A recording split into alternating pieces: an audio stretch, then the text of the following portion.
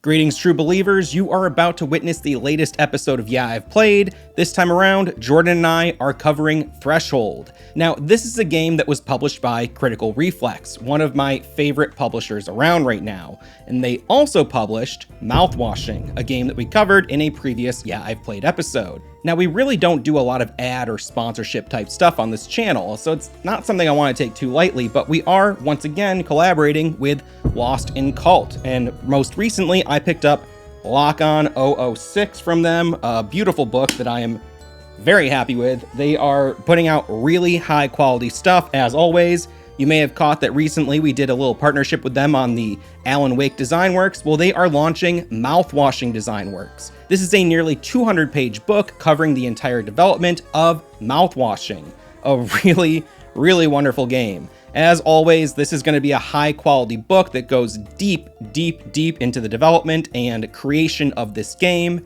And there is a deluxe edition available, which features a bunch of cool mouthwashing themed goodies, including a Dragon Breath themed box and a micro tabletop RPG designed by Dungeon Club Games, and it comes with some mouthwashing themed dice. There's also postcards, posters, evaluation form like the one in the game, and a 3D papercraft party set. It also comes with an embroidered patch. Now, this is currently up for pre-order, and the first 1,000 pre-orders come with an art card that's been signed by core members of Wrong Organ, the development team that made Mouthwashing.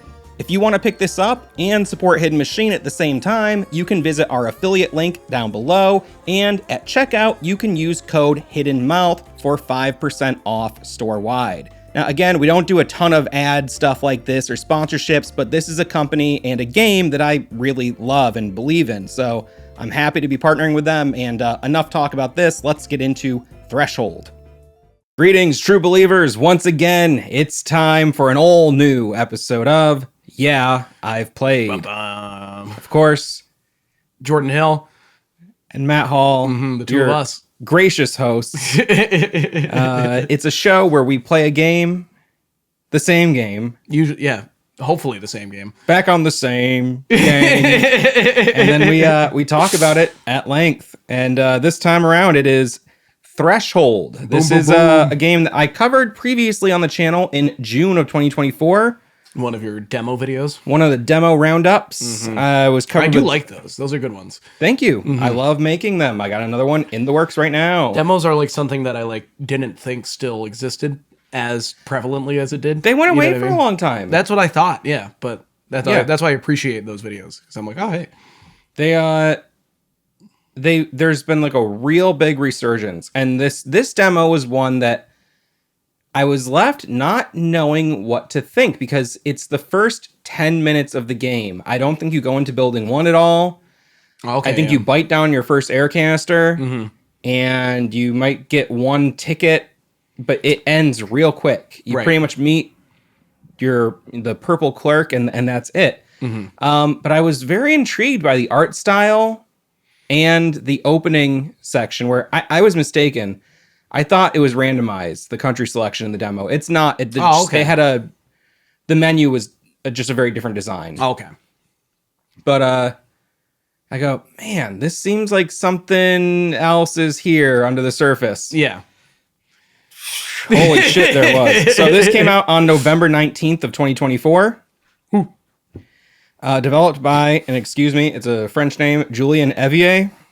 That's probably it. That's how I've seen it pronounced in some interviews, although I've heard other people say it differently. And he didn't correct them. So, who is also full-time AAA dev who worked on Dishonored, Deathloop, Hunt Showdown, and is currently, hopefully, this is I saw this in a video posted 20 hours ago, but by the time this gets published, who knows? With the way the industry's so topsy-turvy. Yes. Games getting canned left and right, but he's working on Blade, Marvel's Blade, which I'm very curious about. That'll be cool, hopefully. And Crysis 4. I've never played any of those games. I played Crysis 1. Okay. And I don't remember much. But yeah, so he worked on this in his spare time, early mornings, late nights, in between working on these other massive games, titles. Yeah. So I believe development took about 1.5 years, And it was eventually published by Critical Reflex, who I think is so fucking cool. They did Mouthwashing, I was gonna say, Buckshot Roulette, yep, Arctic Eggs, and many more. So great publisher. very fun games. Yeah, like all like very like cool games with a lot more going on like beneath the surface. You know what I mean? Like just they're beneath all the thinkers. Surface. Yes, for sure. they're all, and it seems like most of them do have that sort of like low poly kind of, you know, pseudo PS1 feel. My air purifier just went hard. It's because I walk in here, baby. It does happen when new people walk in. You're bringing all your outdoor allergens. Yeah, It's covered in pollen. Crazy. He's doing pollen therapy lately. It's not good. It's not going well. Yeah, they're a crazy good publisher. I'm hoping to get some sort of controlling stock in that company soon. Anyway, a The little moment they go public. little piece of background here, and if you haven't played the game, this video is full spoiler. Yes, 100%. I mean, it's really hard to talk about the game without immediately spoiling it. You know what I mean? Yes, and this is going to be the big spoiler right here. I heard this anecdote on a podcast interview. I listened to a couple interviews with the developer this morning. Oh, okay, cool. His wife told him that in France, 3 million animals were killed every day for food processing. Developer is a vegetarian, not a vegan, and doesn't really have a problem people consuming meat, but wanted to put some focus on just sort of like the enormity of the situation, because I think it's, as the game cleverly illustrates, it's very easy to not consider the sheer numbers of what goes on. You think about one thing that I think is a great illustration. People often get a dozen chicken wings. Yes. Birds only have 2 wings. Yeah, I know. That's 6 dead birds. Yeah. For one person. Yes. And I can think of 5 places in walking distance I could get that. And they're all selling them all day, every day. Yes. Sometimes on a deal. Sometimes they have wing night. And we have, for cheap. I think we're in a population of around 22,000 or something here. I think we're getting closer to 30,000 now. Okay. But still, yeah. Yeah. We're technically classified as a micro city. Yes. So it's a lot. So the game is a first person narrative horror kind of thing. Yeah. Psychological horror, reality horror. Yeah, it's definitely a psychological horror. I wouldn't call it like a thriller. You know what I mean? Because I think there's maybe like 1 or 2 jump scares that you can maybe encounter. Yeah. But they're not like even guaranteed. No, this is a brief experience. Yes. I'd say it probably takes around 50 minutes to complete on the low side of things. Both your of my first time. runs were right around 80 to 90 minutes. I was going to say, I'm probably closer to 90 on the long end. Yeah. But I mean, you and I are like, yours were probably longer as well. Because like, well, yeah. I had a few. So, but why? Because, well, I just like, I wanted to explore as much as I could and discover as much as I could. And like, you know what I mean? Ask as many questions as possible, literally and figuratively, you know what I mean? And like, just see exactly what it had to offer. I didn't want to leave the game feeling like I had missed very much. You know what I mean? Yeah, totally. It's the kind of game where there's so little in it. And such a tiny little area. That you're in. And every element is significant. Like there's 2 buildings. Yep. There's 2 trees. There's a river. There's a couple machines. There's a little outhouse. Yeah, there's the outhouse. There's a bucket. There's a ramp. There's a ramp. That's kind of it. And everything that you interact with has at least one other layer beyond what you see on the surface. Yes. There's a little bit to learn about it or discover. And it's the kind of thing where you can get so quickly like wrapped up in the mechanics. And it's a very simple mechanic, which is basically go from point A to point B repeatedly. Yes. But it's like but it works. Yeah, but it's the layers they add on top of that. You know what I mean? It's not just that. It's not, but I mean, yeah, there's also like, it's the fact that you have like basically a stamina management system that you have to keep track of, but you're really just walking around in a triangle almost.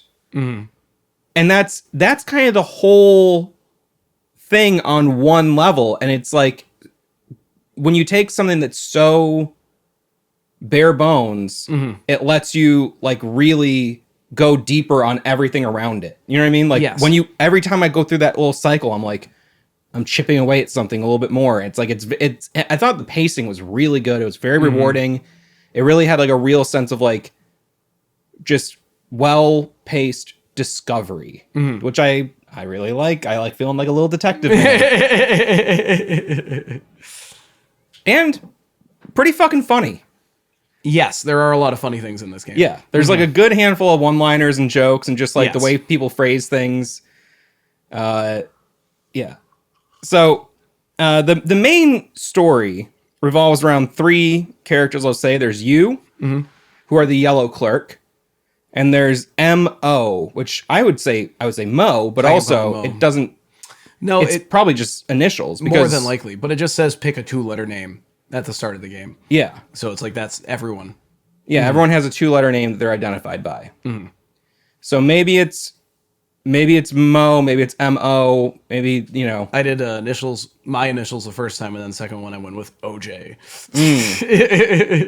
I went with PP. PP. No, I did M.H. for Michael Hassera. Michael Hassera. For Michael Hacienda.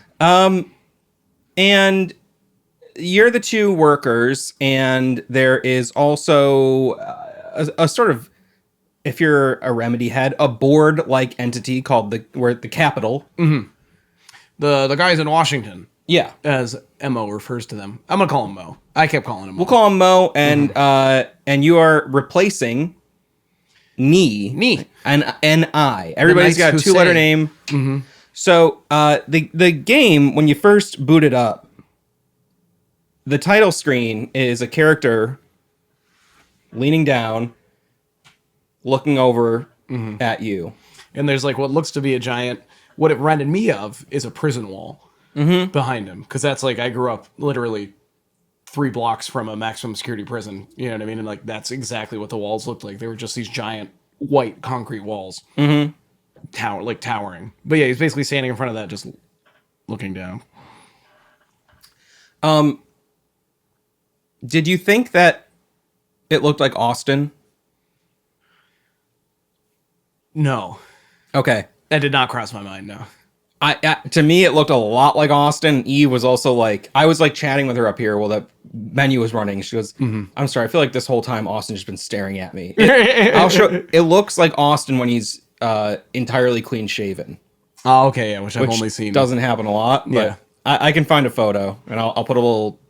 Now this was sometimes a contentious thing on the channel of saying somebody looked like somebody, but maybe the viewers can be the judge.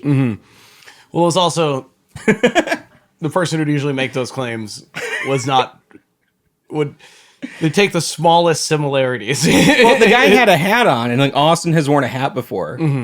Or like I look like the angry video or nostalgia critic. You kind of look like an angry video game nerd right now with the white shirt on. Yeah, that's fair. That's I mean, it's not the same style shirt. There's no button, and yours is textured, and there's no pocket. I mean, yeah.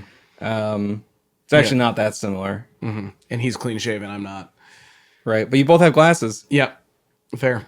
And brown hair. You're both kind of pissy, and you love video games. That's fair, and we're both white guys. All the time. So, in full disclosure, Jordan is my neighbor, and I hear him all the time going, ass! I go, oh, come on. What is he angry about now? I try to do it near a window.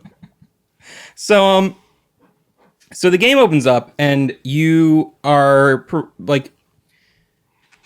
you are asked to pick between 2 modes, which I thought was really clever. There's one for very focused players and one for easily distracted players. Yes. What did you pick? So first time around, I picked very focused players. Second playthrough, because I was like, let's see what we can find, I picked distracted players. I did the same. I did 2 runs, and you did 2 runs? I did 2 runs, yep. Okay. Very funny. Basically, it kind of just gives you a little bit more of like a hint system that's a little more readily available. Whereas if you're, the very focused player, you kind of got to go out of your way to discover certain things. Yes. You will walk up to something, and if you look at it, when you're close enough to it and you're kind of like looking at it, you can be like, what is that? But otherwise, you might kind of just walk past it. Yes. You have to like physically stop and focus on it for a moment. Whereas Yeah. in the distracted one, it's like you just kind of have to hover over it a little bit and keep moving. Yeah, and sometimes it's like, maybe I should do this. There's little hints. So Yeah. I thought that was a nice way for, hardcore gamer hours and baby mode. And then you need to state your 2 letters name, and then Mo kind of goes, Well, and the it goes person, black. it is. Oh, you don't know who it is yet, though. No, it's you just an unknown figure. And then it clearly starts burying something. I have that in my notes here. It's Mo. But we don't know that he's Mo. Then you get a choice of 36 different countries, and you're told that the country affects the difficulty of the game. Yes. Now, there are other ways. There's ways that when you pick a country, it's represented. But what I read, and I haven't totally verified this, but it seemed to check out, the difficulties are tied to the peaks of highest elevation in each of those countries. Yes. Meaning, so I think your oxygen consumption would be higher, and it would be just a more difficult game, because the idea in the game is, as you walk, as you do things, your stamina is represented by your oxygen usage, and you need to crack open oxygen canisters as you play to keep alive, basically. And so, not knowing that, you picked America. I picked USA. China. Not knowing Free Tibet. China was the hardest. And so... And free Taiwan. But anyways. I got about 10 minutes into the game. 20 minutes, maybe 30 minutes, actually. Because I was like doing stuff for a while. And what happened to me is I tripped, it looked like. My face is in the ground. Some note cards show up in front of me as if I'm reading a little letter. Yeah. And then I couldn't progress. And what had happened was those note cards are actually dialogue screens. And the actor was somewhere else on the map, just showing up in front of me, separated from him. Yep. And I had no idea what was going on. So I messaged Jordan last time, like, is this normal? You're like, no, it doesn't seem right. Yeah, it's like neither of my playthroughs did that happen. So I go, okay, I'll just start over. So I start over again on China, and I get much further this time, pretty much very close to the end of the game, and I'm soft locked. I have 1 canister. I'm at a checkpoint. I can't get back to the next canister in time. Oh no. And I'm just done. I was totally cooked. I couldn't do anything. And so I had to start the game a 3rd time. Oh no. Now, so we'll pick up my playthrough from there. So the game starts, you're in a locker room. And you can see there's a locker that says Mo's stuff, and there's another locker that's open. There's an I Heart Name of City t-shirt. You probably had I Heart New York shirt. I believe it. Or no, maybe it was Albany. No, I believe it was. It's supposed to be the capital city. Oh, it must have been Albany. Oh, maybe it was what's the capital city of It looked like it had an H. Washington? I can't remember. Well, because the highest peak in the U.S. is in Alaska. Well, then the capital of Alaska is Juneau. Is it Juneau? I thought so. Might be. I don't know. I don't know my state capitals. Well, It's not Anchorage. I know that because that's what people assume. capital city? Capital City, Kia. It's supposed to be the capital. Anyway, I had I love Beijing shirt. Okay. Yeah, it is Juneau, yeah. I'm assuming, isn't Washington D.C. the capital of the United States? of the United States? Yeah. I should know that. Honestly, if you're not American, you're like, how do you guys not know your capital? America is like 50 little, or 52 little countries Nobody even knows how many states there are. There's between 48 and 52 states, depending on who you ask. Not because they believe in statehood of being more or less valid. It's because in reality, people can't remember. In reality, it's like 50 states and 2 commonwealths. Yes. But even then, there were 48 states for a long time. Then they added 2 to make 50. And some people think there was 50, and then they added 2. They get those little facts just conflated. And then there is what's one of the Puerto Rico. Puerto Rico, and then I believe and Canada. No, I believe it's like some like St. John and St. Thomas. Little St. John. St. John and St. Thomas are like islands that I believe are also U.S. territories, or maybe those are Puerto Rico. I'm an island boy. I don't know. Yeah, I don't know either. But that's one of the ways that you get to see. I don't vote. I don't either. That's one of the ways. Yes, and if you didn't know, also most Americans are completely disillusioned with the political system in one way or another. But that's one way that the country you chose is represented in the game. Yes. And then the other thing you'll notice here in this locker room, well, there's several things, but there's also a clock on the wall that just starts. As soon as you start the game, there's a timer. And that's keeping track of how long you played, which ties into some other things that you'll find at the end of your run. Also, a nice little reference to mouthwashing. Yes. There's a bunch of bottles of the dragon breath or something. I think it's Dragon Breath. I can't remember what it is now, though. Dragon. It's a Biz Marquee song. I was thinking the Dragon Ball Z theme. Dragon, catch the Dragon Ball Z. I don't know if I know that. I've never actually seen that show. Oh, okay. That like only caught it, yeah, in passing. That was on like when it hit right at the right time for me. You know what I mean? That has to be the American theme, right? Yes, That's okay. Yeah. It's the American theme, yeah. So that seems like a weird. I don't know. Well, I think Dragon Ball Z also, not to get into Dragon Ball Z, but like what aired in America was like different from what aired in Japan.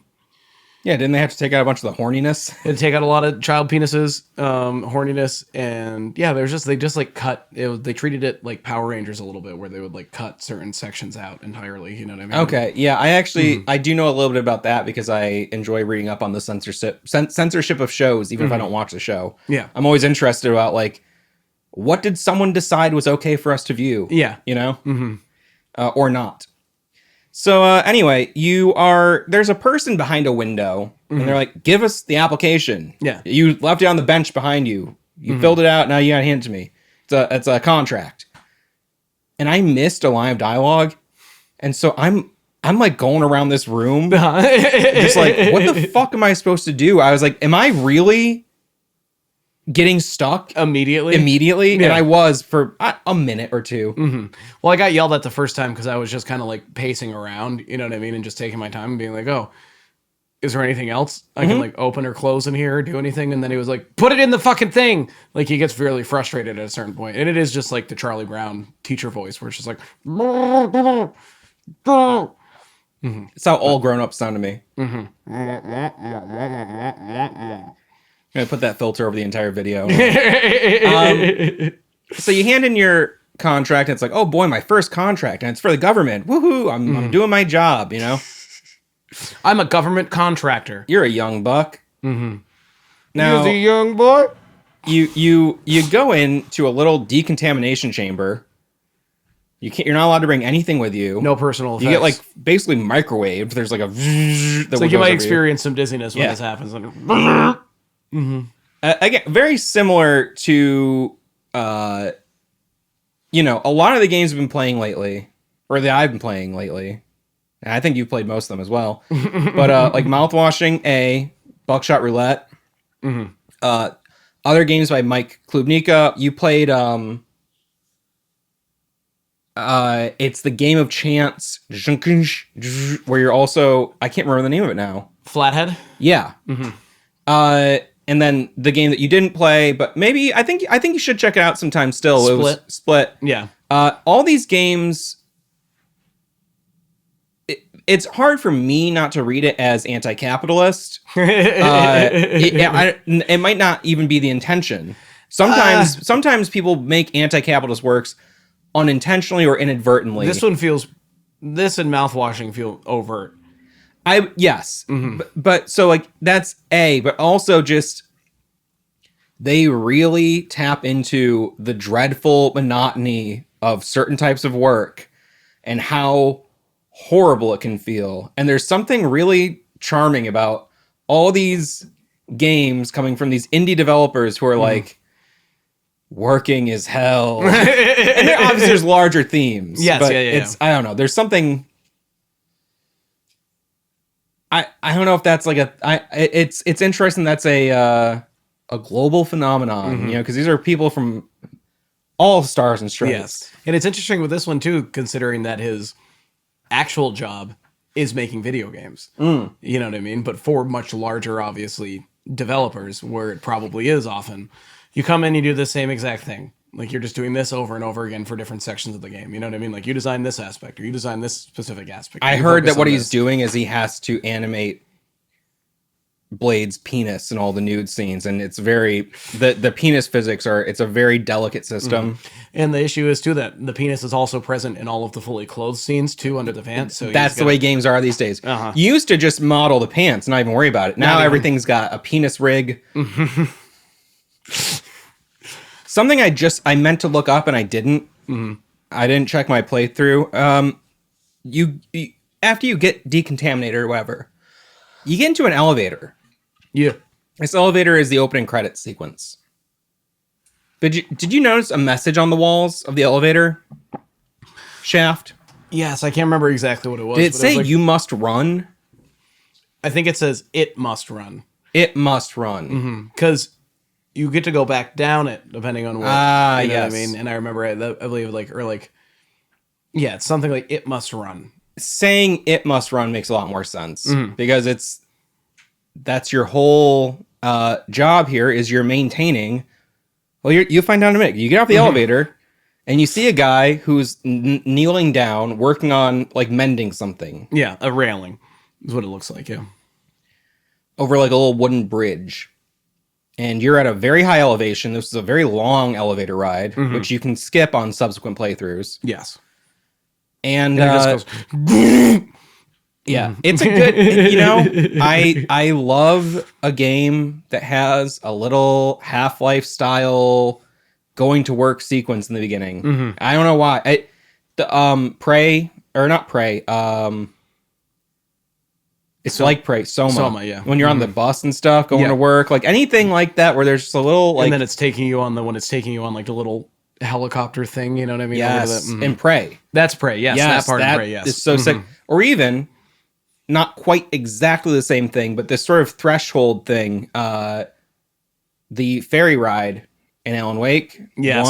I like anything where you're like, all right, I'm on the vehicle, I'm going on my adventure. It's just like, it's a very cool thing. It also, I feel like it helps to build a little bit of tension and build a little bit of like, almost like anticipation. Like you're like, all right, cool. What are we building up to? You know what I mean? Like, where are we headed? And I don't know. I mean, I'm confused Prey and Soma constantly because I played them like one right after another. But they're so similar and not similar at all. Yes, but like there's so many, But one's in space, one's underwater. But you think it's space at first. Yes. But it's just, I don't know. They're both of those just nailed that so well. Yeah. That opening sequence. The opening hour or so of Prey as well, where if you haven't played it, plug your ears, but I guess I won't say it, but just peeling back those layers and you first realize where you are and what's happening is just mind-blowing. Yes. Yeah, what a great game. And anytime I mention that I love Prey, like, people go, well, have you played the other Prey game? I go, yes, and that is also very good, but it's a very different game. It's a first-person shooter from the early 2000s. I think you would really like it. I'm sure, yeah. I love Fear. Fear's good as well. Love to do Fear for the show sometime. I've never finished it. So, when you get there, he goes, "Oh, wow, you're my replacement." You find out he's been on this shift for 16 hours now. Well, he's writing this down on notes to you. He's not speaking to you. Right, because you're not allowed to speak, really. Or it's recommended you don't. The air is rarefied. And he's like, oh, they didn't give you a notebook so you could respond. Weird, must have been an oversight. Well, anyway, follow me. And he books it. Yeah. And on later playthroughs, it's like Mo will move faster. I was like, he was moving pretty fucking fast already. It's only during this first one when and I think it's because he's ready to be done with the shift. Yeah. So I think it's trying to like get across that he's like, I'm fucking done. All right, let's do this. And then I got to take a shower. Yeah. Oh, yeah. Because he's been working for 16 hours. Yes. And a very boring job. Yes. So you find out what the job is. There's an enormous, endless train. Yes. Infinite train. That is going along this track. And you're at a very, very high elevation, like we've said. It's this little mountain scene. You can walk through the whole thing in like 30 seconds. Yep. And there's a large horn. And what you do is there's a set of lights that are indicators for the expected pace of the train. Mm-hmm.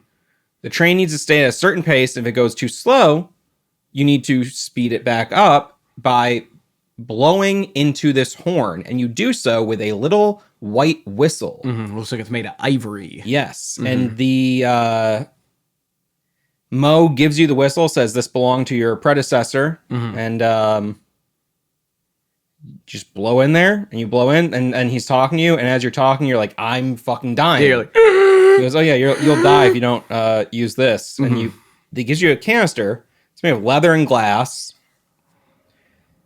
And there's two little like lines where teeth would go. Mm-hmm. And what you do is you bite into a glass canister and inhale the oxygen. Yeah, but the glass shatters when you do that, and then you spit blood and glass out. And you'll get used to it. Yeah, uh-huh. It's like, oh, okay. But don't worry, I mean, they've got dental. Oh, and yes, and they have great, and then you can actually, when you're in the locker room, there's like some signs on the wall. Mm-hmm. You can see there's like the dentist's office like right behind you. Yes, yeah. So it doesn't really matter. You'll get fixed up. Yeah. You know, we even hear later from Mo that he gets checked up and he's like, dentist said my gums are looking great. Mm-hmm. It's like, oh, good. They're probably not lying to you, the in-house dentist. Yeah. And so, sort of, Castle Wolfenstein or Doom, like kind of classic FPS. Or does Doom? The Doom guy has a little face at the bottom of the screen, right? Mm-hmm. I was thinking that was only Wolfenstein for some reason. But similar, there's on your HUD, which is in the top left corner, I believe, you see your mouth. Yep. And every time you bite in one of these canisters, your mouth gets a little more fucked up. Yeah, and a little bloodier. And, being that this game is about the consumption of animals and everything, it's just another clever way to really hammer this home. That's like, hey, you're doing it. It's all over you. Yeah.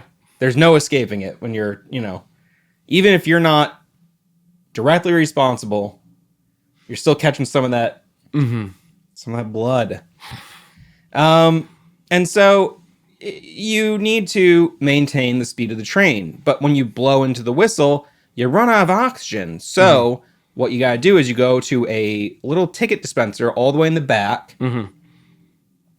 And there's two buildings. There's building 1, which contains the Capitol and or the communication chamber for the Capitol, and building 2, which has the oxygen dispenser. Yep. And another machine, which we'll get to in a little bit. Mm-hmm. And it's a punch card, and it's slowly, like an old Matrix printer, prints out. I noticed it's based on how fast the train is moving. Faster the train moves, the faster the tickets print. Wow. If you look at the ticket machine that's right there, there's like a little yellow beam going across that goes across the train. And as long as the train is going through it, that's what each car punches it, is what it seemed like to me from watching it. Because I'll tell you what I did on my second playthrough when we get, to that point. But yes, I noticed that it was directly related to how fast the train was going. That's really cool. Mm-hmm. So you take your card, you go into the building 2, which is just like, basically they're just like a barn. Yeah. And, put your ticket in, it just spits out onto the ground, an oxygen container. You grab it, and I had up to 12 at the most. You want to know what number I hit? My highest number? I'd love to. 26. Okay. I had 26 at one time. I was like, there's one point in the game where I felt like time wasn't going to continue. And I was like, I could just keep doing this. Yeah. And I stopped myself. I was like, I wonder what the highest number of containers I can get is. It seems you can just kind of keep going. I know. I just wonder if it's like programmed to even accept triple digits. That's a fair point, yeah. But I had a plan, you know what I mean, for my second playthrough where I was like, they're not going to give me this time. Very well. So that's kind of the gist of the game on the first, layer of the onion. Yeah, because Mo gives you that little tour, tells you what to do, shows you the ticket printer, how to use the ticket printer, and then he's like, I got to go take a fucking shower. Call me in a few minutes. So he goes back to the elevator. Mm-hmm. Eventually, the elevator will have a green light that lights up, which means you can call Mo down, and you can go to the Mo down. And the next time he comes back, he goes, let me show you another thing here. Mm-hmm. You can ask him a few questions, like all the things that you can point to and go, what was that? You can then bring him to that thing and be like, tell me what it is. Yeah, if your hand just goes out like... And then Mo explains. Mm-hmm. He shows you a bucket, and down by the river there's this white matter that collects. At the end of the river. Yeah, they look like calcium deposits or something. You know what I mean? Yeah, or like fat or something. Tallow. Yeah. Mm-hmm. It's not made clear what it is. No, they just look like white rocky masses. Yeah. Mm-hmm. You can take 2 of those, fill your bucket, walk your bucket back to building 2, and insert it into a grinder, which also dispenses a ticket. So now you have 2 means of producing tickets for air canisters, and the whole time you're also managing the train, which is constantly slowing down. I've noticed both of these things for getting tickets is directly related to the speed of the train, because the speed of the train also controls the water level in the river. So the faster the train is moving, the faster the water is coming through, and the higher the water level. Because the slower the train, the lower the water level. As we find, the contents of the train are recycled and turned into water. Yes. Mm-hmm. The water flows, and that's how things work. Mm-hmm. So, as you're doing this, you're going through this loop of basically maintaining the train, looking at stuff, and being like, it seems like something happened here. I can't really tell what. Mm-hmm. You do see a grave. Yeah. And at first, you're not really sure what it is. You also see in building 1, there's like some planks missing as if someone tried to dismantle the building. Yeah. You can see there was like another little shed in the back that was dismantled. You can see the door to building 2 was dismantled and taken apart. And so somebody was doing something. And near the bridge that you take from the elevator down to the work area, you can kind of see there's like a little like a crow's nest kind of thing. Yeah, it's like half of like a ramp up to above the train. Yeah, and so there's like a lookout up there. Yeah. And it's just, you know you're not getting the full picture just yet. And so every time you take notice of something, you go, I got to ask about that. Well, you can go blow your whistle into a receiving horn. Yeah. So it's like the same mouthpiece that's on the horn you blow to speed up the train is also at the mouth of the elevator, and that's how you call Mo up. And then that same exact little mouth pipe is outside of building 1 as well. And it took me a minute to realize that that's what you did with it. Mm-hmm. Me too. My first playthrough, yeah. Yeah. Mm-hmm. Which I liked discovering that and be like, oh. Yeah, okay, cool. Yeah. When you go in, you're like, oh, I can breathe in here. And they're like, yeah, there's unlimited oxygen here. It's a little chamber, and you go in down a hallway into this all white void of a room. Mm-hmm. And any questions you have are materialized as these like black, shimmering like piles. They have almost like a very simple humanoid figure, you know what I mean? Yeah, it feels kind of totem-like almost, or... And then there's a little envelope at the head. Looks like a... That floats. Oh, really? I thought that was only at the end. No, that's anytime you want to ask them questions. I never really looked at them up close. Mm-hmm. They kind of look like a big melted candle. Yes. And so you can ask 2 questions at a time. But while you're in there, a lot of your questions you're like, well, what's the train for? They're like, it's for keeping things going. Yeah. Disposals of waste. The waste gets Waste recycled. gets recycled into water. Can I trust Mo? Yeah, he's been here a long time. What's the job actually? And they're like, keeping the train up. Yeah, it's and maintenance. It's very simple. Yeah. And then you can ask, like, there's little things like you're like, is the water drinkable? And they'll be like, oh yeah, I mean, it's going to taste kind of sour because this is only the first filtration process. Yeah. But we also don't know the long-term effects of it. So yeah. But it is you can drink it. Yes. It is drinkable. Yeah.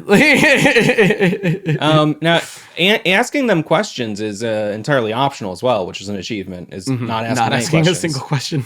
But yeah, so they're not really dodgy, but they're just very kind of like, they're frank, they're courteous. But did you run around there and like blow your whistle a bunch at them? Yeah. They go like, having fun? Yeah. Get back to work if you got nothing else to do. I'm like, all right. Okay. All stuff.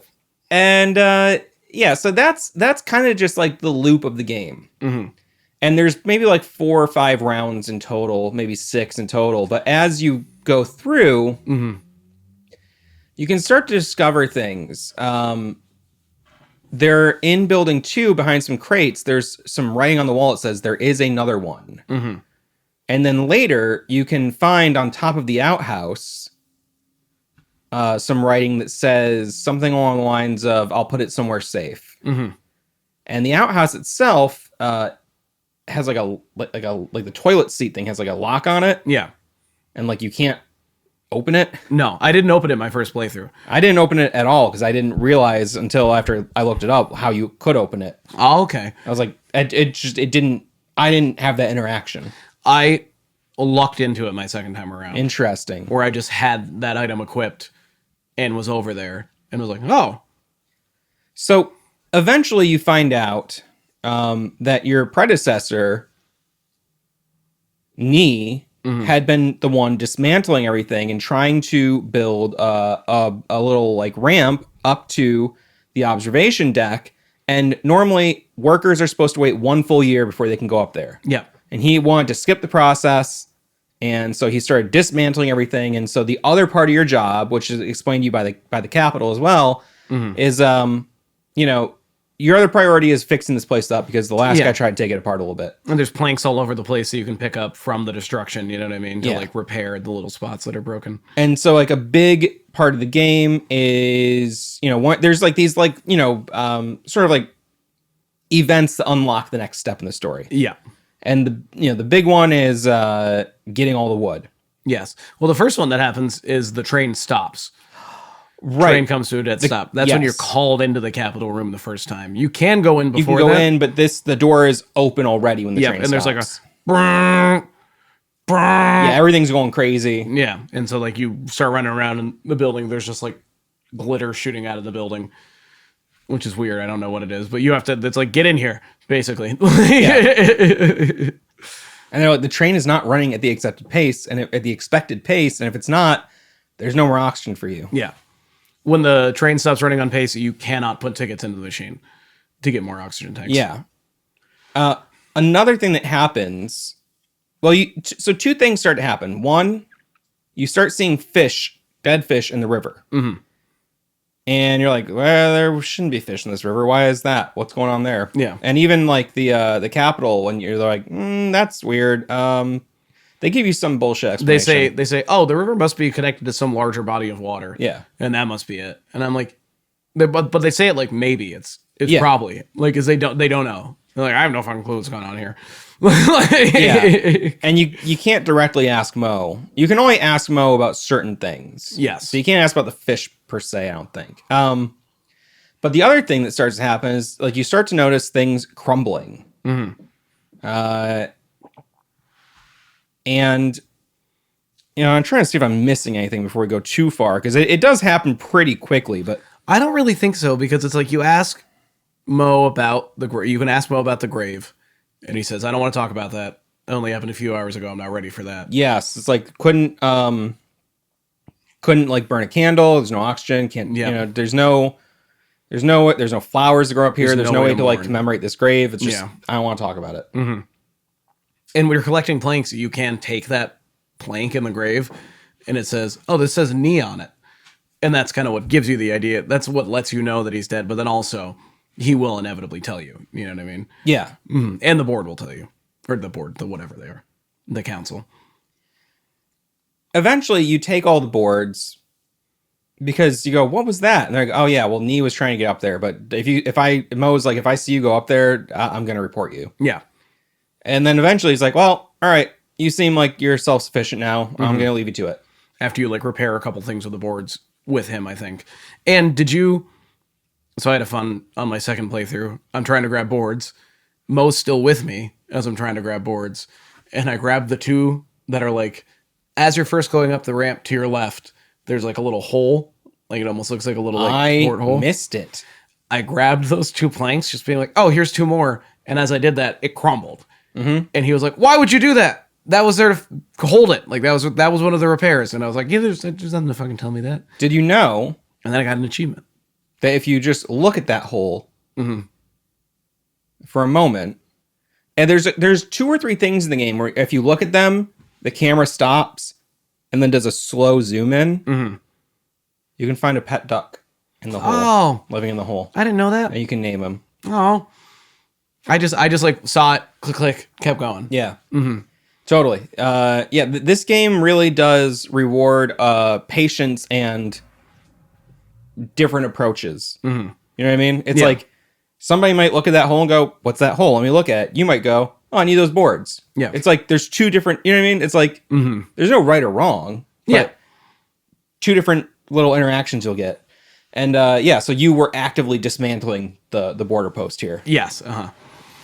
Yeah, I totally missed that spot. I only know that because I saw it in an achievement list. I was like, oh, fuck. I totally did. You put back together the ramp that Nee had built. You're disobeying orders. You rebuild it. You go up there. There's one more note up here. Yes, which you don't see yet. You see, I think you can see on your way out, or do you see on your way up? You can see it on your way up. Okay, it says my mouth. ... No idea what it means just yet. There's also around a lot of these notes is like a spare air canister. Yes. There's several 7 or 8 around the map. Yeah. Some you find when the river dries up, and some you find buried in shit. Yeah. That's the one I don't think I got. Is it in the potty? Yeah, it's in the outhouse. You glance over the edge and you get to see the train, and this is like one of the kind of jump scare horror type moments. It's just full of viscera. It's just guts, corpses, blood. Yeah. It's very fucked up looking. Yeah. And it does like corpses. What? Goosh. You turn around and like filled to the brim. Yes. Like big old like coal. You see like the classic train, coal cars. It's just like just filled to the top with coal. This is just animal waste. Yeah. Viscera. You turn around, Mo is there, just sees you. He hilariously kicks the fucking ramp that you use. Yeah, and breaks it. It explodes. Very good animation. I like that. It's very it's to the point. Yes. And he goes and he calls the Capitol, and you're like, damn, he's probably in there talking about me. Telling stories out of school. Yeah. Before too long, you notice, I think this is where this happens, the river starts turning red. It runs red with blood. And everything is kind of shaking and going crazy again, and you go back into the building. The door's open. You're being summoned. Building the train has stopped. The light fixture, that the string of lights that was indicating the speed of the train collapses. Yes. Everything is fucked, and the train's just it's going top speed. Not the expected pace. So you go in, they're like, Mo told us you disobeyed. You're not supposed to do that for a year. Yeah. We have 2 letters. One is a letter of resignation, one's do you want to resign? Yeah. And then it's or do you want an explanation? Explain to me. Yeah. That's what I did both times. Yeah. I was like, well, walk me through this. They tell you it's animal waste. It's just waste. that gets recycled into water. Do you want to work here still? Or do you want to resign? You don't have to feel bad. You're not, the blood's not on your hands. You're not Yeah. killing these animals. No. Like, you're not. And you're helping everybody. It's the livelihood of thousands of families, including your own. Yeah. They're like, people would die without this. You know what I mean? Like, but it's your choice. and then they give you a second option. Do you want to keep working here? Or Do you want to resign? take the letter of resignation. But you signed an NDA. And you can't talk about it. Can't talk about this ever. Can't tell people what your job was. First time, I resigned. And so tell us how that goes. So they're kind of like, well, we have to penalize you somehow. They're like, you can leave whenever you want. You know what I mean? You're done. When you want to, just head up to the elevator, head back down. You're out of here. You know what I mean? Do whatever you need to before that. We have to penalize you though. So we're going to, at the time I had like 6 air canisters. They take 4 of them away, leave you with 2, and they send you back out. And I just did. I just went right up to the elevator. You know what I mean? Mm-hmm. Get in the elevator. You blow the fucking thing. Elevator comes up, opens up. You get in. Starts going down.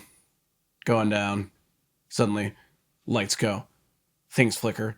Elevator just plummets straight down to the ground and you die. And then it comes with a little thing where it's like...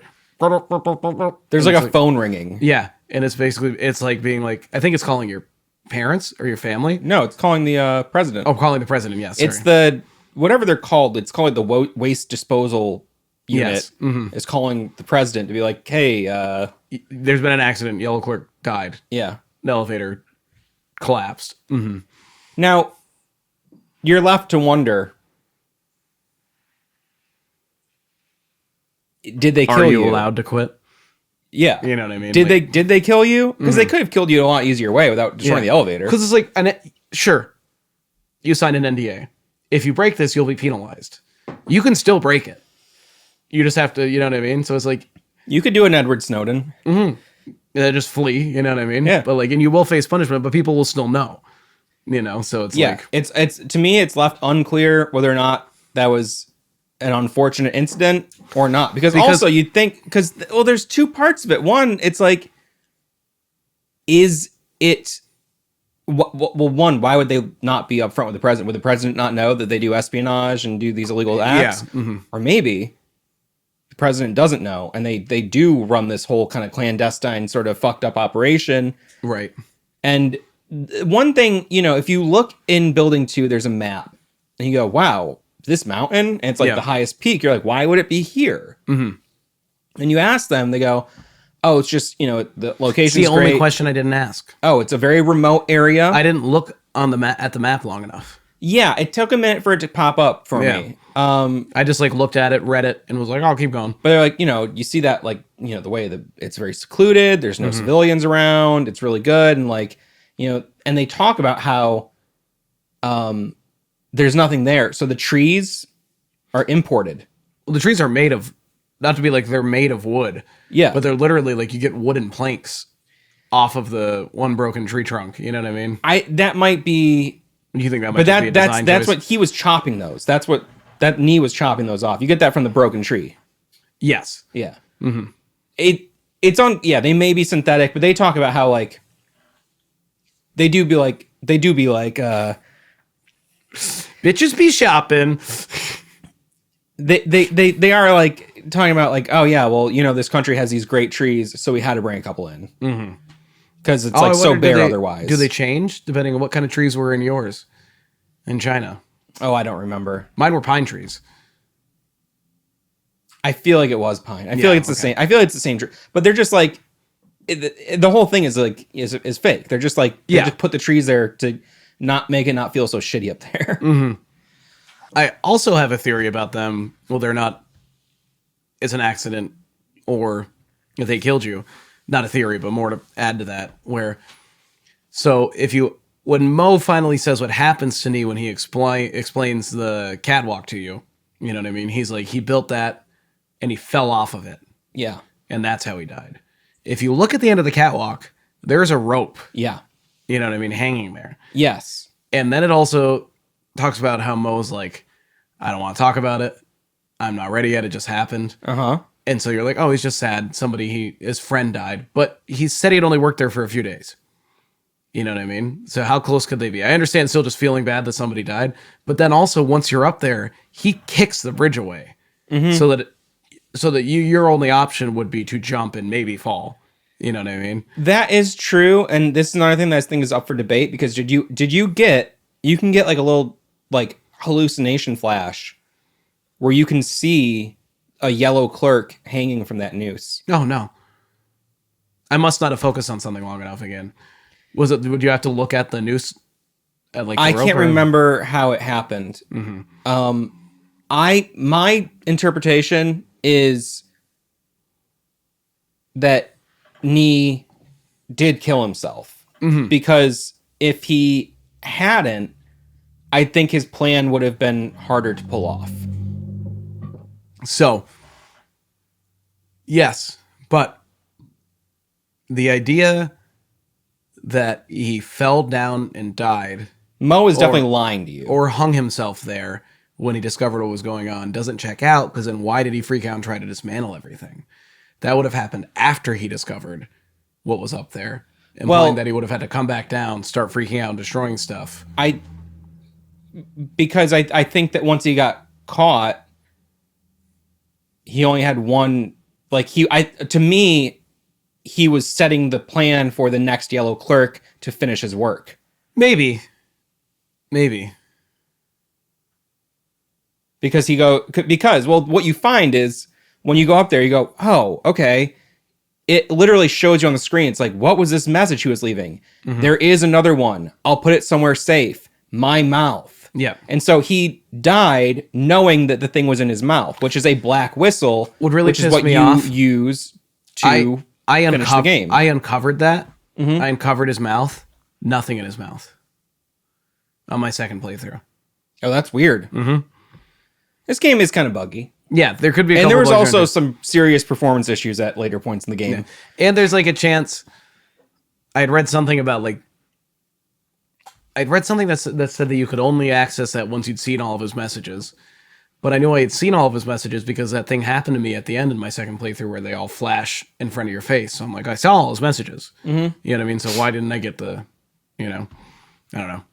I didn't get the black whistle. Well, so if you decide to stay, Yeah.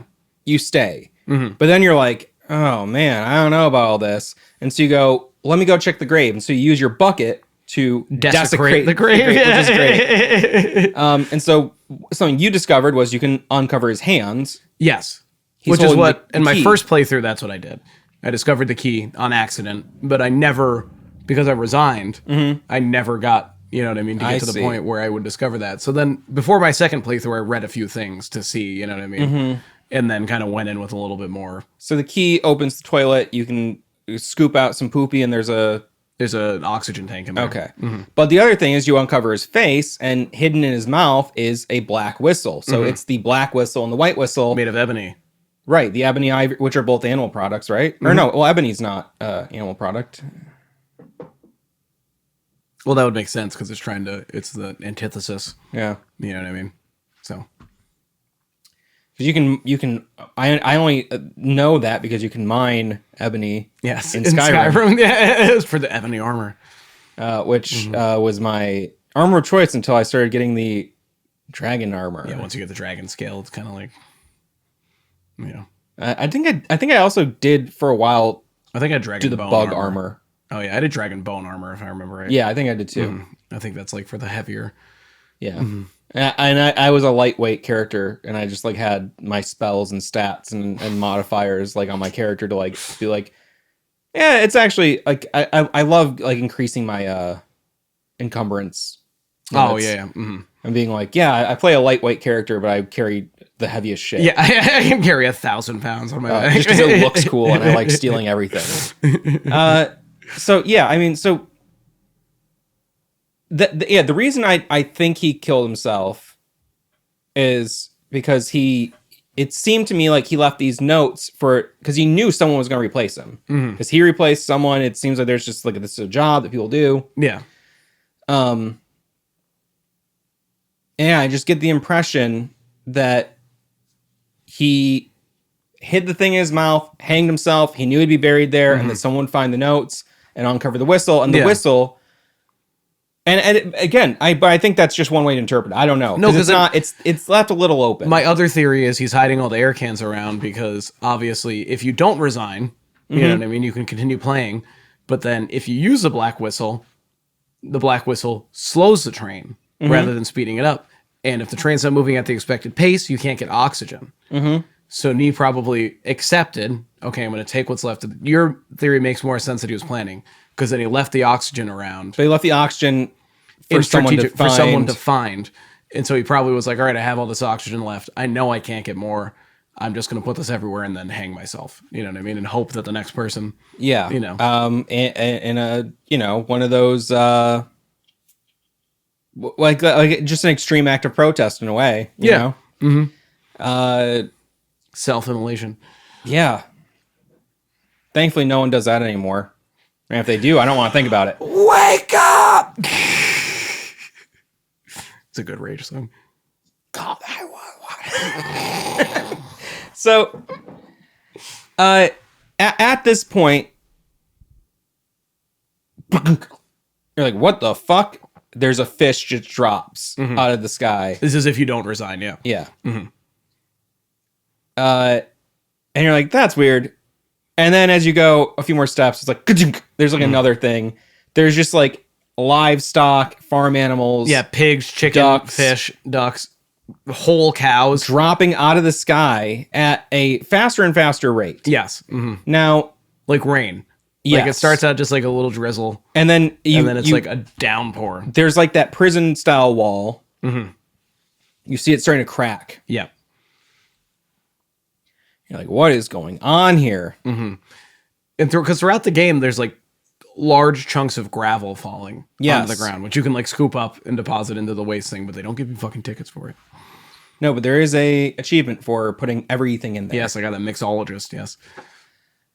So everything is falling to shit. And on my first playthrough, it was just getting really intense. Yeah. And I go, let me blow the black whistle into the horn and see what happens. And it's slowing down. And I'm going, and I'm going, and I'm running out of air. And I'm running out of air. Is this how you got trapped? No. Oh, no. okay. This is on my actual, completion. My first completion. I slow the train all the way down, and it stops. Okay. And then the train it's like, and it like runs backward and it smashes the threshold or whatever, the barrier that whatever, it's like everything's fucked. Yeah. The system of putting the endless supply of flesh into the recycling for water, it's broken. And then it's like, boom, end of game. And there's the call. They're like, they broke it. It's everything's broken. We gotta fucking. Yeah. And that's the end. Oh, okay. There's another end. The end. There's like 5 endings. The end I got on my second playthrough. First playthrough was the elevator. You resigned. Second playthrough, I went and I wanted to get the black whistle, couldn't get it. Yep. So keep raining. The dead bodies, you know what I mean? All the corpses are raining. I'm walking around. I realize at a certain point, because I'm just like, what do I do? You know what I mean? I'm trying to not get crushed by them, but then I go back over. You start like walking up them like a mountain. And then I realize that like maybe I can go up, you know what I mean? Like I can break the map, you know what I mean? But like you go on top of building 1, and then I believe there's something up there. There's like another note, or there's an oxygen tank, maybe both. And then I just kind of kept going, and I hopped up onto the rock, and you can hop up and you can run away, and you just escape. Yep, and that was my second ending. Oh, okay, so that was my second ending as well. Because I wanted the black whistle so bad. I wanted it so bad, and for some reason it just didn't appear for me. Because I wanted to figure out what that ending was. Yeah, you know what I mean? you break the system. I wanted to slow down the train so bad. I couldn't. But in that second playthrough, I was worried they were going to take all my air canisters away. So on my second playthrough, they took away all but I had 12, and they took away all but 1. Well, the thing is, when I went in, I only had 1 air canister. Because what I had been doing was, once you get the train going full speed, the tickets print out like that. 1 comes out, you take it, you wait about 5 seconds, another one's there, you take it. I was just doing that, and then going and blowing in the train, and then you can get 2 whistle blows out of it. So I'd blow into the train, and then I'd go over to the building 1, blow into that, walk in, get air, walk back out. Oh, yeah. So when you go into building 1, you replenish your oxygen. And I just kept feeding tickets into the machine and not picking them up. Yeah. After they, print. And so I came back in after that thinking like, okay, I'm not going to have any oxygen. I'm not going to be able to do it. And they left me with the 1 tank. And I was like, oh, okay. Well, they didn't take anything from me. Not that they could. But then I went back in and I had 26 oxygen tanks lying on the floor. Nice. And I just grabbed all of them. And then didn't end up using any of them because I didn't have I couldn't get the black whistle. Damn. Uh-huh. Well. Damn it. Yeah, I think the other... So one, you can also end the game by suffocating to death. Yeah, you die, yeah. Mm-hmm. The first time I suffocated,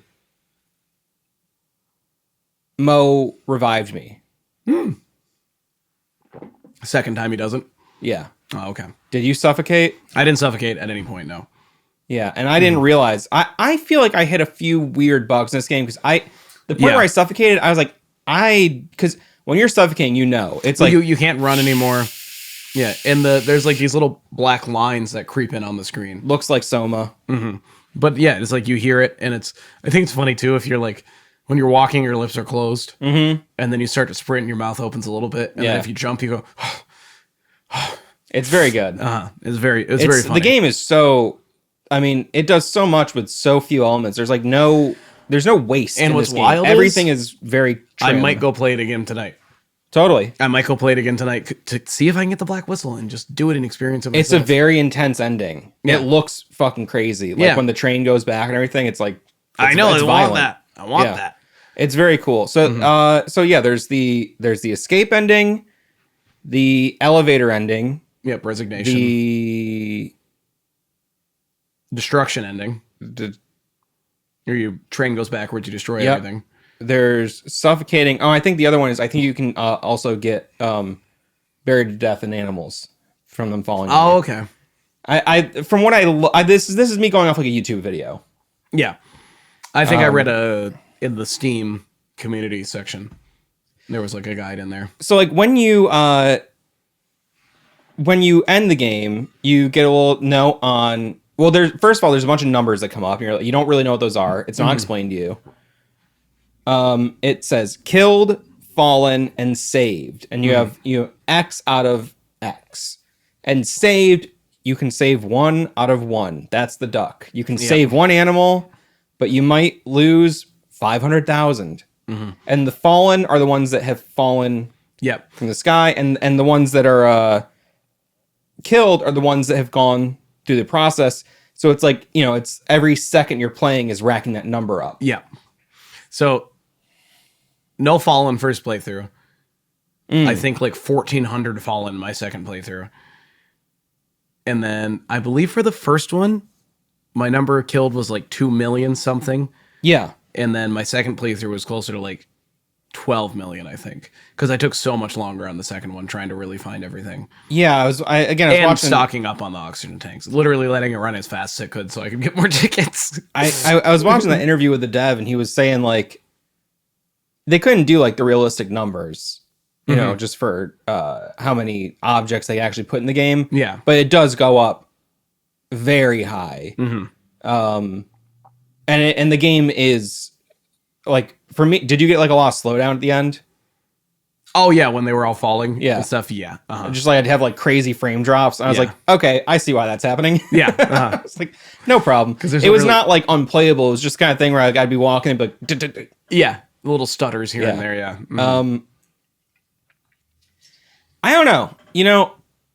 A very heavy game. I think one of the... I really liked when you're talking to the Capitol about the job. Like, well, it's not the funniest job in the world, but... Yeah. So like, it's not the best job, but when they literally call it not the funniest. Yeah. Which is a great way to put it. And then they say, but most found a way to, like, you know what I mean? When you, like, reveal, when they, like, go to punish you, they're like, most found a way to just, like, he loves the dental. He likes the monotony of it. He doesn't have to think too hard. It's just easy. He's in and out. You know what I mean? He's found a good work-life balance. You just need to find that balance, you know? Yeah, and it really goes to show you, like, just like these. It's like we're all complicit in this system in one way or another. Mm-hmm. There really is no escaping it, like, entirely. It's like just through your tax dollars alone. It's like, hard to think about. You'd have to be jailed to escape because, like, it. if you were Even to, then, you're not. Yeah, if you were to, like, say I completely, you know what I mean? I don't have the income to do it, but say I just started shopping at the co-op. Mm-hmm. You know what I mean? Just started getting the food and stuff from there, meat, produce, whatever.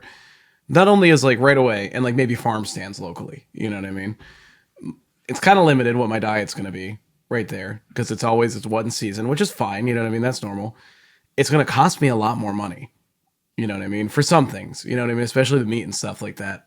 There's also only so much of that, you know, of, like, the ethically sourced, you know, like, local stuff.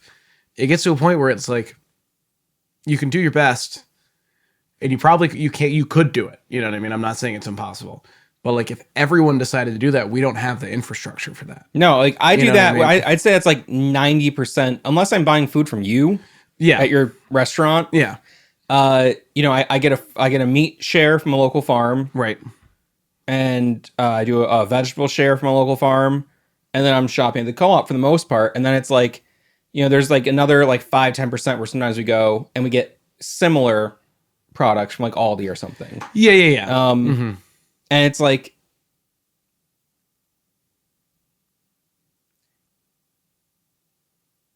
it's the kind of thing where it's like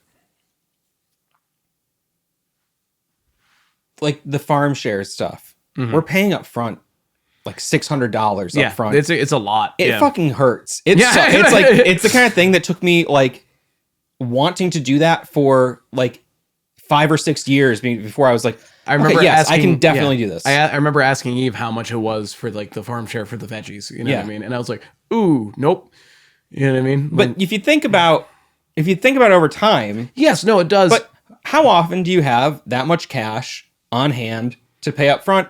That Seldom. Fucking sucks. Mm-hmm. Seldom. And when you do, you're like, oh, I don't want to just, you know what I mean? Like, I don't want to just give this away.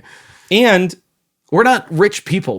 Neither one of us comes from a wealthy family. Like, you know what I mean? Like, well, speak for yourself. I'm from the hood. Both of my parents live in 1-bedroom apartments. You know what I mean? Or my dad has a 2-bedroom, but still, they're both in apartments. You know what I mean? Like, neither of our families own land or property, probably. You know what I mean? And like, there's not, you know, neither of my parents went to college.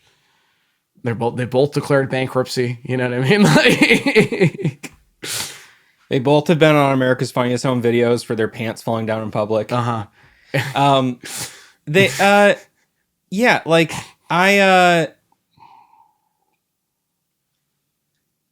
I love doing the CSA, the farm share, which basically it's community supported agriculture. Yeah. We pay a share.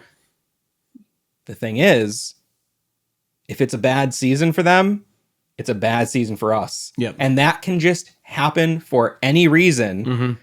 And we're really an act of God. We don't get a refund on that. Mm-hmm. That we're gambling for this farm. Yeah.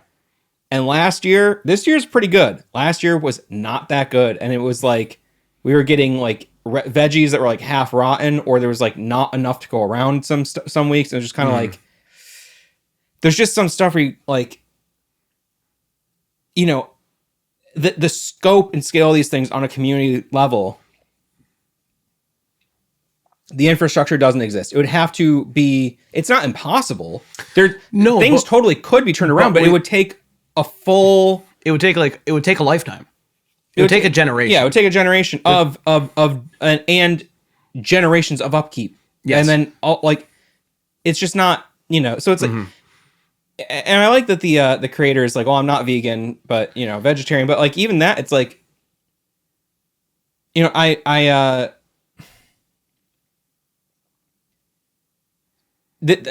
not trying to get into any sort of moral superiority kind of argument or anything, but it's like, no.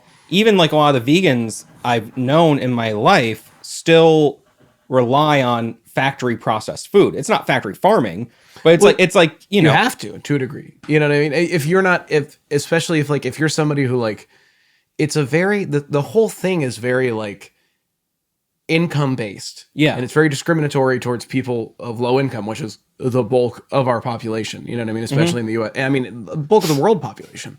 But it's like, if I want to be vegan at home and do everything, make all the stuff myself, not go to the factory often, you can do that. But if you have a full-time job or 2 jobs, you know what I mean? If you have kids, if you have like, even just like the upkeep of, I've got 2 cats and like doing the litter boxes and like making sure that their water bowl is clean. No, it takes like generational like teaching and discipline that we don't have instilled in us. And it's also like to have the time to like fully do all of those meals. It's exhausting. You know what I mean? And to know like how to do it that's not going to make you sick. Like I know so many people who have like started that, weren't getting the right nutrients because they just didn't know enough about their own body and didn't have like the time and whatever to do the trial and error needed, or didn't have like a health coach or something, and then or like, any knowledge then on they nutrition, got ill and they had to like go back to eating meat when they didn't want to. It's like it's not.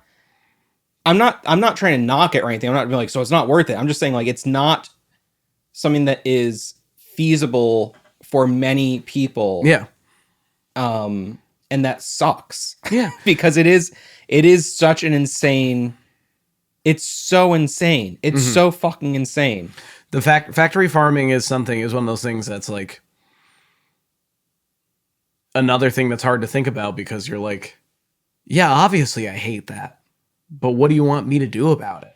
You know what I mean? Like, it's the same thing of like it's like it's an extension of the prison system to me. It's like sure, I start doing the thing. I joined the CSA with you. I joined the meat share. I stopped buying any meat. You know what I mean? Say we start doing better at the restaurant.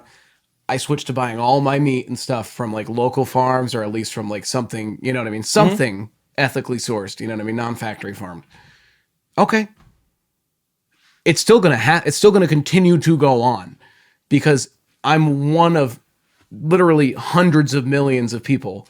You know what I mean? That's why I really can't like get on anyone's case as an individual. I have my own ethics, my own decisions I have to make for myself, and I do the best I can. But when I see someone doing stuff that I'm like, I don't really agree with that, I kind of just need to be like, I wish it was different.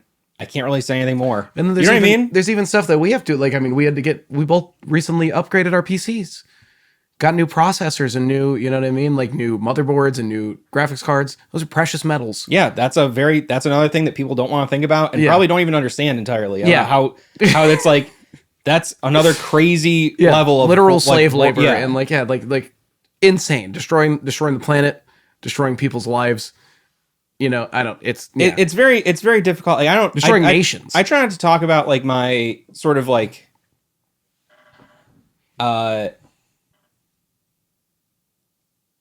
don't know, just like my green anarchist kind of like your extremism. Yeah, because it's not worth it to talk about like where my ideals and values and ethics really lie, because one, they're not congruent with reality. And two, it's like it's hard for me to say without sounding annoying or hypocritical. You become Morrissey, where people are like, just shut the fuck up, dude, and sing your songs. You yeah, it's very because like I do think all of this stuff is the product of generations of exploiting all living beings and the planet infinitely forever. And if we wanted a more just society, we would have to depreciate, like we'd have to like lower our standard of living to a level that most people are not. Oh, absolutely. Not comfortable with, and two, not equipped for. And a lot of people would have to die. And it's hard when you start talking about things like even like, you know, issues, medical issues, whether it's like I have a condition or I need this operation done. It's like that would all go away. You wouldn't have access to those things. Yeah. You wouldn't have access to pharmaceutical anything. You wouldn't have access to certain advancements in technology. Or if you did, you'd have to compromise some of your ethics, because so much of that you'd have to like, you'd either have to switch your ethics and think it's okay to again not put that through the same amount of testing, or go back to using human test subjects.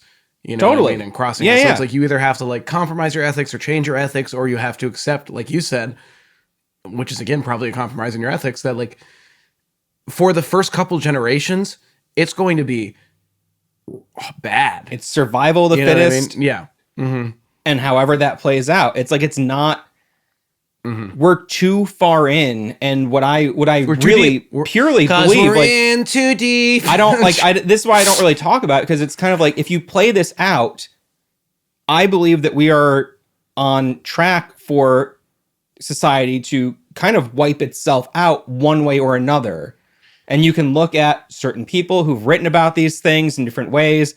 I think there's been the writings been on the wall for like a very long time about, where you could argue industrial society is headed. You could even argue for at least 400 years that the writing's been on the wall. Yes. You know what I mean? Like Totally. It's just kind of like, it's 600 years. It's hard for me to like talk about it because it only ends in death. And the only way you can really make that not feel terrible is to know that like life goes on, and life, as if you respect and love like life as this greater force,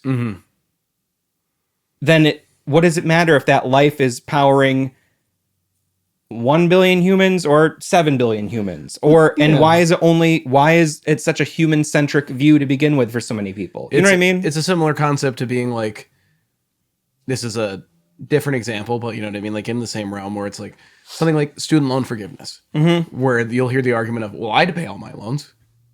You know what I mean? Who fucking cares that you had to pay all your loans? You think somebody else should have to do that? Fuck you. You know what I mean? Like, that sucked for you. You think someone else should also have to experience that? You know what I mean? Like, I pray, you know what I mean, people don't have to experience some of the things I've experienced, But I understand that, like, most people will and will continue to. And, like, I don't know. It is the idea of, like, the earth will go on no matter what. But like you said, it's like, either we continue this way and everybody dies because we fuck everything up and we ruin it. You know what I mean? And it becomes literally like we're killing each other for resources, Or we have to switch and we have to go, okay, we have to go through a very painful transition. And a lot of people will die just either because they can't cope, because there's not room for everybody anymore. You know what I mean? Because like so many of these things. Well, I think people are artificially, and again, this is, I don't like to talk about this stuff too much on the channel because I just feel like it's hard to get into a nuanced discussion. But I really am of the belief that this is not supposed to be, because inevitably when you get too deep into this discussion, it's very ableist, it's very racist, like the way these things play out. I'm not advocating for anything, but there are too many people on this planet, and they are kept alive unnaturally. They're not, like, their lifespan is not in harmony with nature. I'm not trying to say those people don't deserve to live. I'm not trying to get into a eugenicist kind of thing. Like, there's a certain reality where it's like, in order for us to do the thing that like is in like our best interest of like making sure, and it is, I mean, like making sure that everybody can have the best quality of life, quote unquote. You know what I mean? And even if we reach that utopian point where every human being has all the resources they need and everybody has access to the best quality of life they can, more than likely that comes at a large environmental sacrifice. You know what I mean? For like any other type of living thing on the earth other than us.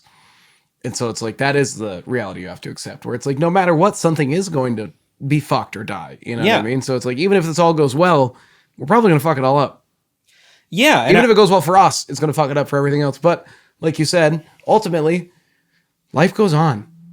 Yes, life as a life, the life force, if you believe in God or whatever. Or the collective conscience, or you know what I mean? Like the whatever soul, it may be. The spirit, whatever that other realm is.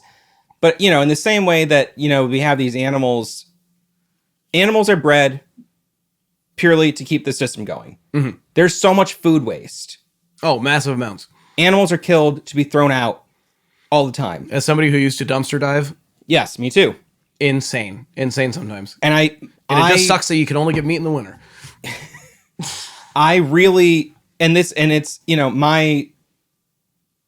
one of my more extreme beliefs is that the same thing is done with humans, where people are bred to support the system, and they're kept alive longer than they should be, so they can work longer. Well, they're like, people are rather than there's a whole class of people now, a whole category of people, I should say, that are living, and they die. They're kept alive, and their lives are drawn out, and all they're doing is suffering and holding up the pharmaceutical industrial complex. That's fair. Yeah. And it's I'm not trying to say that their lives aren't precious, because that's the kind of thing where you go, don't they deserve to live? It's like that's two different arguments. You get into the argument of assisted suicide and stuff then at that point too, you know what I mean? Like of like, well, then it is up to, if you think that it's cruel or whatever, or if you think that then leave it up to them, you know what I mean? And then it's like, well, if you you know, people should be able to it's like, well, we could keep you alive for years if we put you on these maintenance drugs that you can't afford, and you'll be destitute, and you can get on Medicaid or Medicare or whatever for a while, or Social Security until it dries up, and that's going to dry up. And then what do you do with all these people? That's going to dry up before you put them in the bone grinder. 50 years old. You know what I mean? It's like there's no. The whole thing's very fucked. So playing this game put my mind back onto that. Just thinking about that same concept of that endless train. You know, people, a lot of humans are, I feel like it's a thing that business has been doing to people for a long time through advancements in science. And as much as it's so beautiful that people can extend their lives and be around their families more and do these things, we can save people, there's also this ugly side to it. And it's the kind of thing where I go, damn, well, it's totally out of my control. And I can't really... I'm not going to put any judgment on anyone. Because it's like in certain situations, you're like, is it selfishness? Is it, you know what I mean? Is it like, I don't know. We could talk about this forever, frankly. Because then even like you look at the fact that like, frankly, we're no longer creating like birth rates are down, which is a good thing, I think. Yes, but the system is like, oh no, like how do we maintain this infrastructure? Exactly, and it's like very much seen as like the birth rate's down. This is bad for and profits. It's also, to me, it's bad that the birth rates are down because people are like too depressed or confused to have sex. I know, seeing that aspect of it, of like, like people aren't seeking companionship, and it's like, and I don't care if you don't want to have reproductive sex. That's your own choice. Especially when you look in more densely populated like populations of like China and India and stuff like that, and you look into like the issues going on there of like the psychological toll. Well, thankfully we can all have AI partners very soon. That's the problem. Oh yeah, I guess it is. Maybe somebody can make a game about that. Anyway, I feel like we can go on forever. Yeah, but hey, great game, really good, genuinely thought-provoking. Play it. It's gonna it will present itself as a game that you're like, I'm probably not gonna get much out of this. I'm probably gonna play it again tonight. Yeah. Mm-hmm. I mean, I'm at 2.5 playthroughs, and I started a third. I was like on the country selection screen last night. I was like, no, I'm gonna download God of War. 2018. Mm-hmm. Oh, we gotta do that for the show. I know. I just downloaded it. Oh my god, it's so much fun. I know. We should add that as our next long form one. I would love to do that. We talked about that years ago. Yeah, whenever you're ready. Mm-hmm. I think we talked about it like when it first hit PC in like 2020 or something. Yeah. Yeah, great game. Wow. Okay. Yeah. Fuck all this heavy stuff. Let's talk about how great God of War is. Have you played the old God of War games? I've like. My friends played them, and I was at their houses as I played them. And I played a little bit. We'd pass every now and then, but like I never played through. I never played them either, but I was also familiar with them passively. And it's very cool that this game is both a reboot in a way, but also a direct continuation of those older games. That's what it seems like. And it's like the way they tie it in. It's like, wow, that's a great way to like do something new, honor the past. Very cool stuff in games. Yeah. Anyway, not as cool as Threshold, though. This game is... Threshold rocks. God of War makes you go, that was good. Mm-hmm. Threshold makes you go, gotta think about life for a while. Threshold makes you go...